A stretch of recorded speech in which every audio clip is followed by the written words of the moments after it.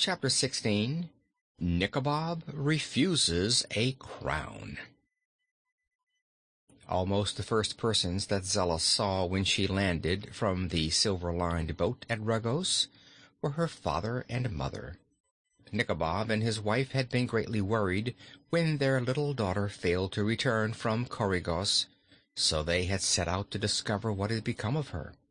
When they reached the city of Regos that very morning, they were astonished to hear the news of all the strange events that had taken place. Still, they found comfort when told that Zella had been seen in the boat of Prince Inga, which had gone to the north. Then, while they wondered what this could mean, the silver-lined boat appeared again, with their daughter in it, and they ran down to the shore to give her a welcome and many joyful kisses. Inga invited the good people to the palace of King Gos, where he conferred with them as well as with Rinkitink and Bilbil.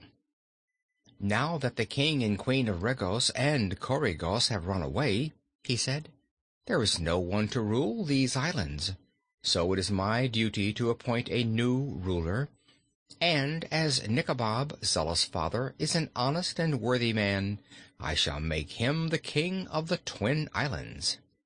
"Me?" cried Nikobob, astounded by this speech. "I beg your highness on my bended knee, do not be so cruel a thing as to make me a king."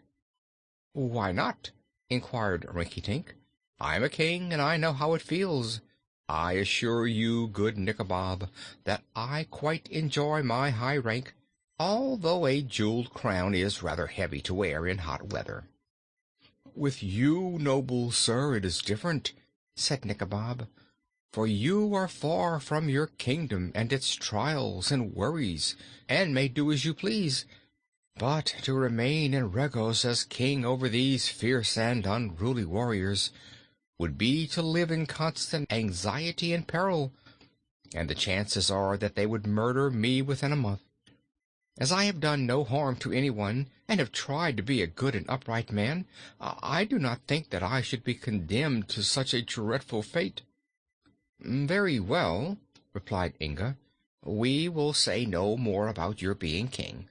I merely wanted to make you rich and prosperous, as I had promised Zella." "Please forget that promise," pleaded the charcoal burner earnestly. "I have been safe from molestation for many years, because I was poor and possessed nothing that anyone else could envy. But if you make me rich and prosperous, I shall at once become the prey of thieves and marauders, and probably will lose my life in the attempt to protect my fortune." Inga looked at the man in surprise. "What, then, can I do to please you?" he inquired.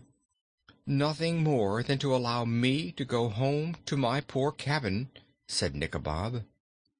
"Perhaps," remarked King Rinkitink, "the charcoal burner has more wisdom concealed in that hard head of his than we give him credit for. But let us use that wisdom, for the present, to counsel us on what to do in this emergency." "What you call my wisdom," said Nikobob, "is merely common sense. I have noticed that some men become rich and are scorned by some and robbed by others. Other men become famous and are mocked at and derided by their fellows. But the poor and humble man who lives unnoticed and unknown escapes all these troubles, and is the only one who can appreciate the joy of living."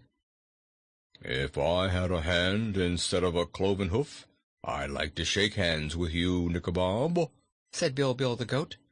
"But the poor man must not have a cruel master, or he is undone." During the council they found, indeed, that the advice of the charcoal burner was both shrewd and sensible, and they profited much by his words.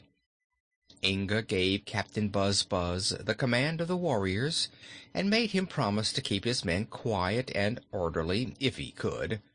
Then the boy allowed all of King Gos's former slaves, except those who came from Pingaree, to choose what boats they required, and to stock them with provisions and row away to their own countries. When these had departed, with grateful thanks and many blessings showered upon the boy prince who had set them free, Inga made preparations to send his own people home, where they were told to rebuild their houses and then erect a new royal palace. They were then to await patiently the coming of King Kitticut or Prince Inga. "My greatest worry," said the boy to his friends, "is to know whom to appoint to take charge of this work of restoring Pingaree to its former condition. My men are all pearl fishers, and although willing and honest, have no talent for directing others how to work." While the preparations for departure were being made, Nikobob offered to direct the men of Pingaree, and did so in a very capable manner. As the island had been despoiled of all its valuable furniture and draperies and rich cloths and paintings and statuary and the like, as well as gold and silver and ornaments, Inga thought it no more than just that they be replaced by the spoilers. So he directed his people to search through the storehouses of King Gos and to regain all their goods and chattels that could be found. Also, he instructed them to take as much else as they required to make their new homes comfortable, so that many boats were loaded full of goods that would enable the people to restore Pingaree to its former state of comfort.